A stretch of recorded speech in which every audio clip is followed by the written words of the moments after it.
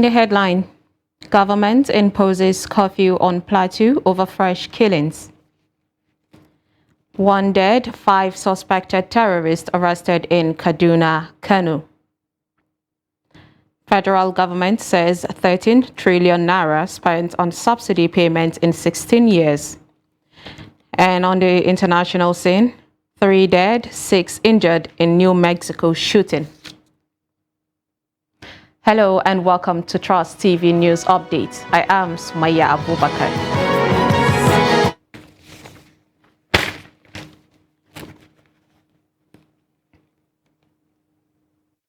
Thank you for joining us on Audio News in Full. And we start with security.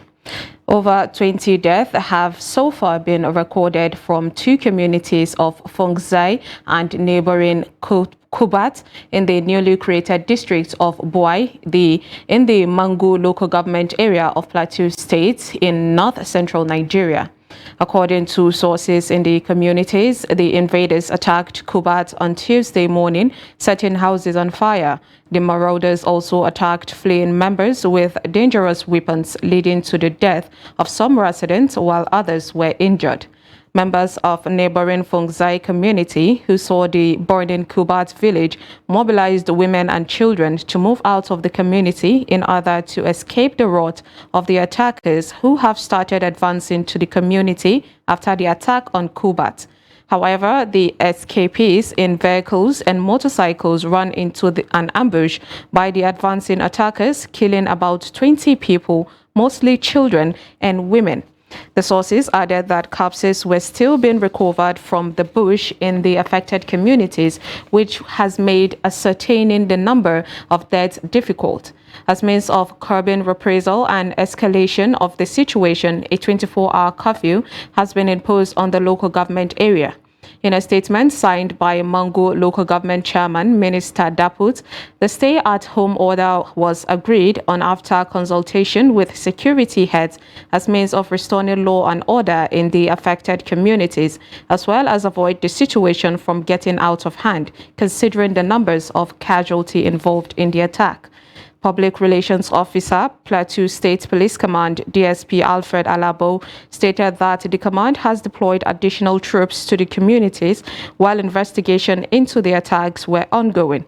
In the meantime, Governor Simon Lalong, in a statement through his Director of Press and Public Affairs, Simon Makut, condemned the unprovoked attack, describing it as yet another attempt by crisis merchants and criminals to return the state to dark days of agony. He vowed that the government will stop at nothing to ensure that those behind the heinous crime are not spared. And I will be joined live by Ado Musa for him to give us more details on the report.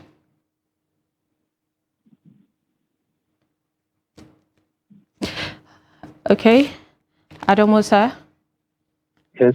Yeah, what's happening in Plateau State? How is the situation now?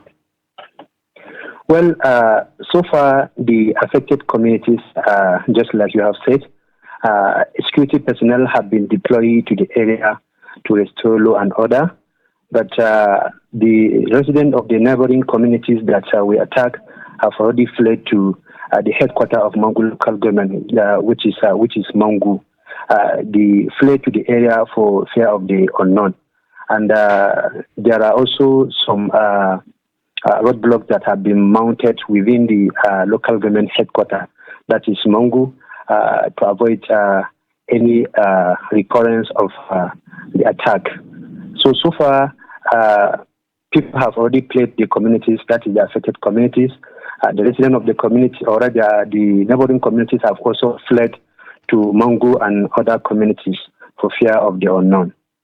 Okay, so we've heard, reports that Governor Simon Lalong has actually said something, a report about the situation in the state. But has he done any additional, measures coming out to address the people of these communities personally?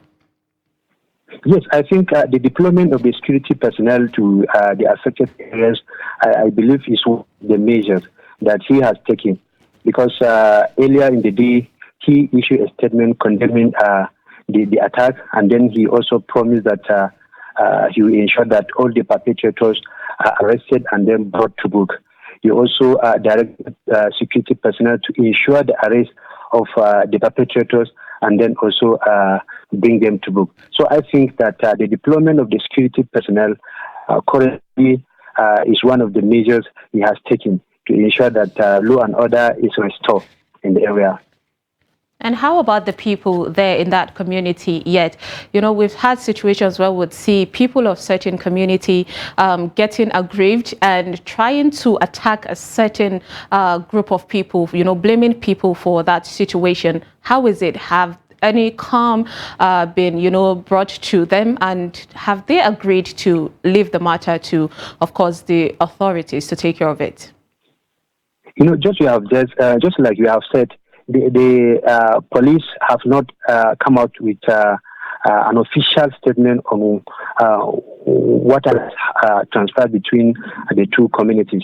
Even the governor, he issued a statement. He did not also say why the incident occurred. And then, so I believe that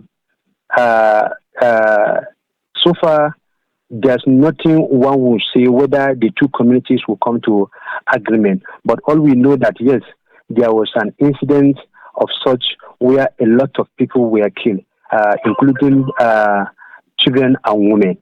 So, and even according to a source, that about 40 people were killed, even though that one is not official because the police is yet to issue any statement with regard to the casualty figure. But I believe that with the deployment of security personnel to these communities, everything will come to an end, at least for today, before we see the next line of action. Okay, a really sad one there. Thank you, Ado Musa, and we hope to get more reports from you on the matter. Okay, thank you very much. All right, at least one terrorist have also been killed following the raid of terrorist hideouts in Kaduna State by security operatives. Now, 5 other suspects were nabbed in the clearance of operation involving personnel of the police, military, and the Department of State Services, DSS, in Kaduna and Kano State. This was contained in a statement on Tuesday by the DSS spokesman, Peter Afunaya, who said that 2 suicide jackets, 1 AK-47 rifle, a pistol, and 1 laptop were recovered. During the raid in Kaduna State, the terrorists deployed improvised explosive devices against the fighting forces. One of the terrorists who wore suicide jackets blew himself up while 3 suspects were arrested. Items recovered upon a search on the group's accommodation after police EOD had defused others' IEDs were 2 suicide jackets, 1 AK-47 rifle, a pistol, and 1 laptop. In Kano State, 2 suspects were arrested while recovered items involve a pistol, 11 mobile phones, 2 hand grenades, 1 fully charged AK-47 magazine, 2 empty AK-47 magazines, 1 Peugeot 307 car, and an ID belonging to a suspect that escaped. He said intelligence had earlier revealed that high-profile terrorist targets were regrouping in the northwest to carry out dastardly acts in the area. According to the DSS spokesman, steady military operations in the northeast have necessitated the insurgents escaped to the northwest and central zones where they are establishing active cells. He commended the military and police for their resilience and support, which led to the success of the operation.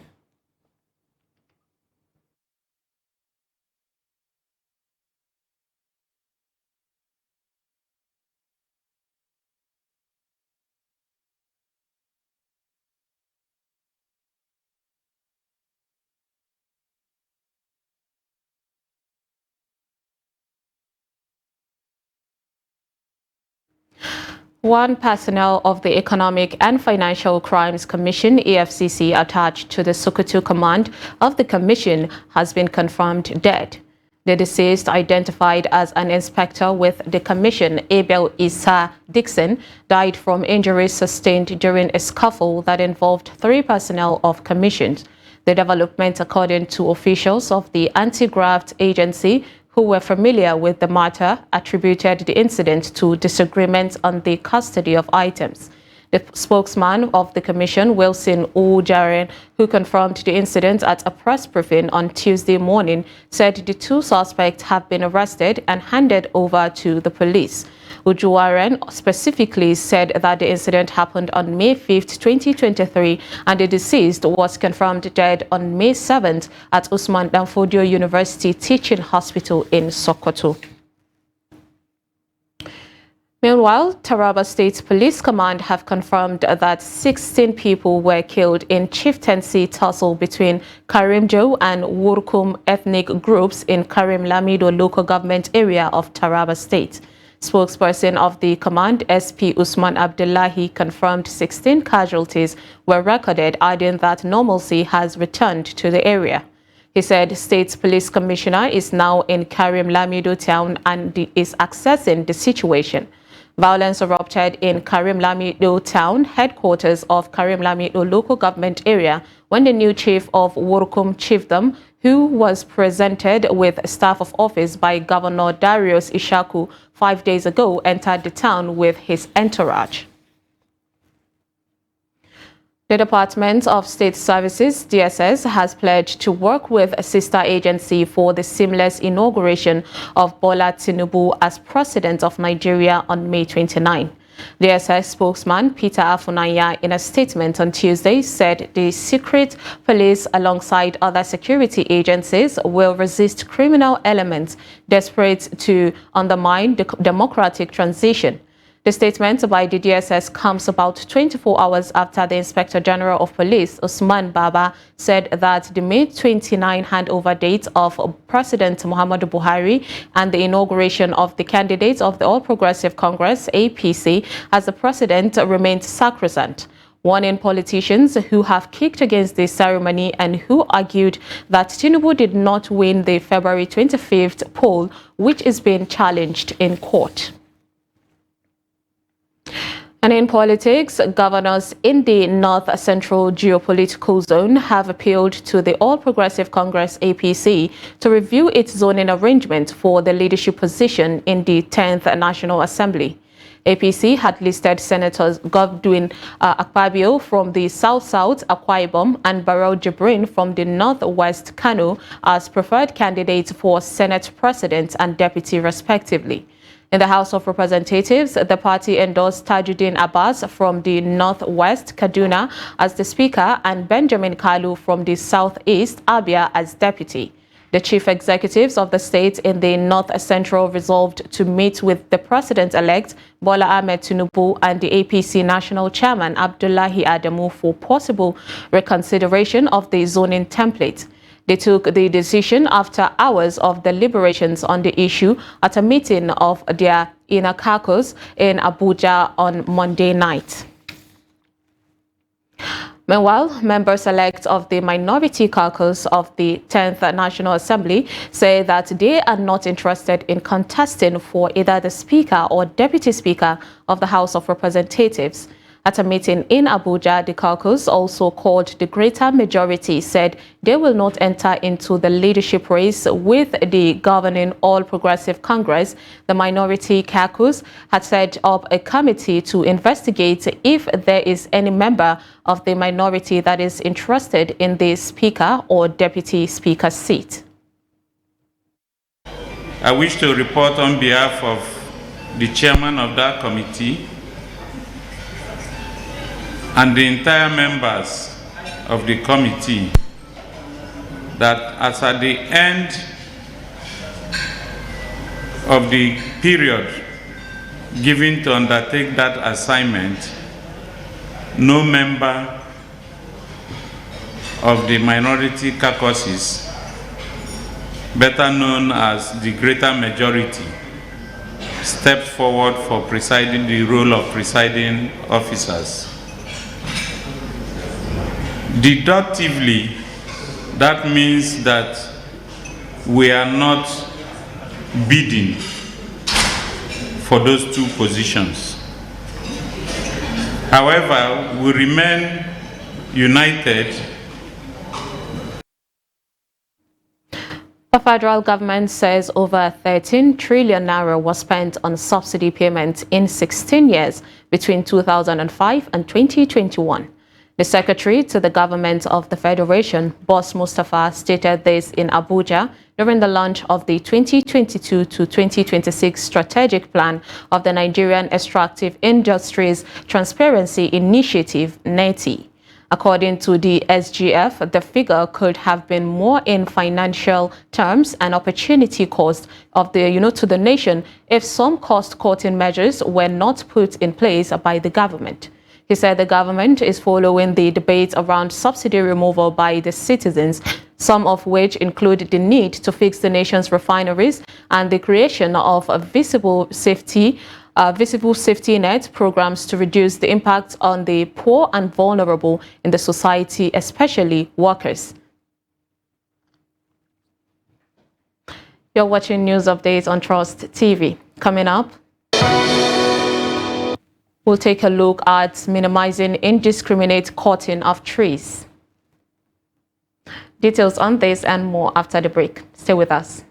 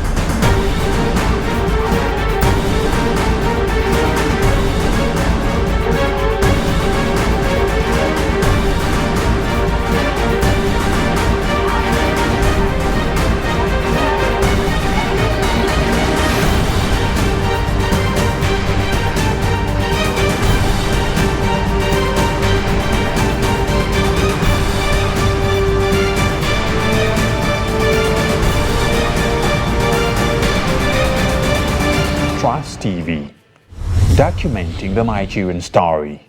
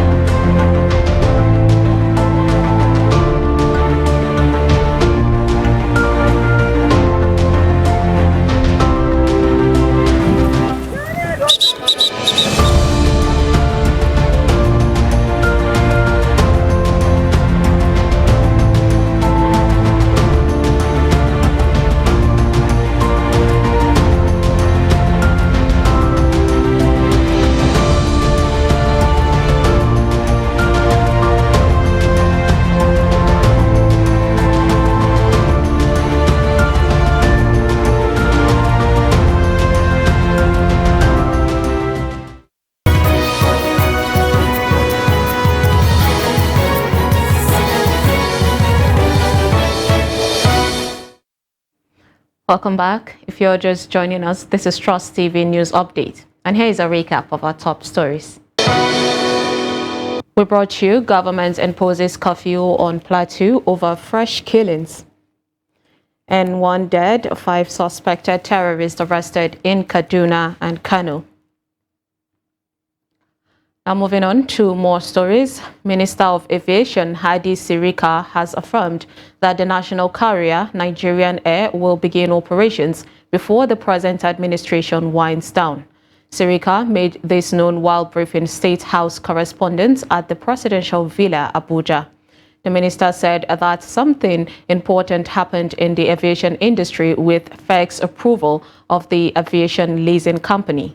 He added that the council also approved the sum of 3.5 billion naira for a contract for photometric and taxiway lights for Lagos, Abuja, and Port Harcourt airports. The need for more awareness creation and advocacy to minimize deforestation or discriminate cutting down of trees has become imperative due to the effects of climate change. Jimmy Adsande reports that in Benue, an invention called Abacha stove is a flight risk to the ecosystem. The report. Many, including a university don and climatologists from the Benue State University, Makurdi, said a number of factors are responsible for deforestation in the state. They also listed some of the consequences. If you look at the statistics, the level of deforestation, especially in Nigeria and Benue State, is alarming. Probably because we are not taking into consciousness the role these forests play in our environment. Forests serve a lot of purpose in trying to help keep our environment in order. Climate-wise, forests play a role in regulating the microclimate of an environment. People cut down trees to get charcoal for domestic use, for timber, so on. One thing we forget is that while we cut down these trees, we don't replace them. And when we don't replace them, they have a drastic effect on the environment, like flooding. These trees serve as windbreak. When we cut them out and the wind comes in high volume, they can take off roofs, etc. and all that. So when we cut trees, we should replace them more. Like if you cut one tree, replace them with 2 trees. And again, deforestation also causes land degradation. Some people are not aware on the effect of deforestation. They are doing it mostly because they want to do agricultural practices. So normally when there are a lot of trees in farms, that make farm to produce less quantity of product. So for them, they remove all those trees to enable them cultivate lands. The university don also said there are good policies on paper, but the government has over the years failed to protect the environment. This, he said, is a stumbling block to efforts geared toward mitigating climate change realities, like the scorching sun and flooding, among others. If you look at our country and you look at our policies, they are very fine. The problem is the implementation. We have the Ministry of Forestry, we have forest gas, and even with all of this in place, our forests are diminishing. So it's all about having a wake-up call and making these ministries live up to their standard. All they need to do is create that consciousness in people and let them know that this is the role forestry plays in our environment, and then make people know that when you cut down a tree, you replace it. We can't stop people from cutting down trees, but as you cut down, you replace. If you cut one, plant 3 more, so that we'll have what you have taken replaced, and then our forests will be in place. There is need for awareness creation, especially among the rural people, on the consequences of harmful practices against the environment. On education, the Federal Executive Council on Monday approved the establishment of 36 new private universities across the country, following a memo presented by the Ministry of Education. Briefing journalists after the special meeting presided over by Vice President Yemi Oshibanjo, the Minister of Education, Adamu, said with this approval, there are now 72 private universities in the country. Adamu stated that the approval was given considering the importance of education in bolstering the economic fortunes of the country. On his part, the Minister of Labour and Employment, Chris Ngige, said the council also approved the universal implementation of the Employee Compensation Act, ECA 2010. He explained that the law is operated by the Nigeria Social Insurance Trust Fund, NSITF, noting that it is a replacement of the old Employee Compensation Act that was known as Workmen's Compensation. According to him, the council has approved it for universal implementation, meaning that apart from the private sector that is already implementing, the public sector, which is the government, federal, states, and local governments, have now to adopt this for the protection of their workers. And now from the international scene, an 18-year-old gunman killed 3 people before being shot dead by police outside a church in the state of New Mexico. Several people, including 2 police officers, were also wounded by the armed teenager who went on a shooting rampage in a residential area of Farmington, New Mexico, about 290 kilometers, 180 miles northwest of Albuquerque. Farmington Deputy Police Chief Barrick Crum said in a news briefing that a total of 9 people, not counting the suspects, were victims of the shooting, but it was not clear whether that tally included the 3 people who were killed. The gunman, identified only as an 18-year-old, was believed to have acted alone. There was no information provided about the 3 people killed, and no motive was readily apparent. Now, Farmington, a commercial hub for oil and gas drilling and a shopping destination for the nearby Navajo Nation and smaller towns in the so-called Four Corners area, where the states of New Mexico, Arizona, Colorado, and Utah meet with, and has experienced at least 2 other high-profile incidents of deadly gun violence in recent years.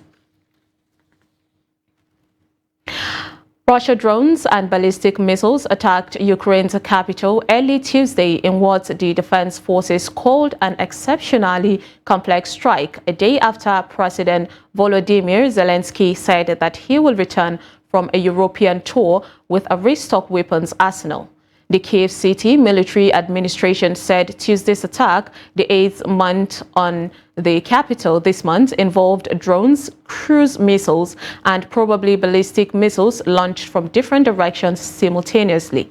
The busy Solomzyansky district of Kyiv, home to the international airport, was the most heavily damaged, with a fire breaking out in a non-residential building. According to Telegram post by Mayor Vitaly Klitschko, 3 people were injured in Solominsky, while missile debris fell on Obolonsky district, a leafy outer suburb. The latest attack on Kyiv follows Zelensky's collection of a slew of fresh arms delivery pledges from Berlin, Paris, and London, deepening a military arrangement between the West and the Ukraine that has helped put Russia on the back foot. And with that, we've come to the end of Trust TV News Update. Do not forget to follow us across all our social media platforms. I am Sumaya Abubakar. Thanks for watching.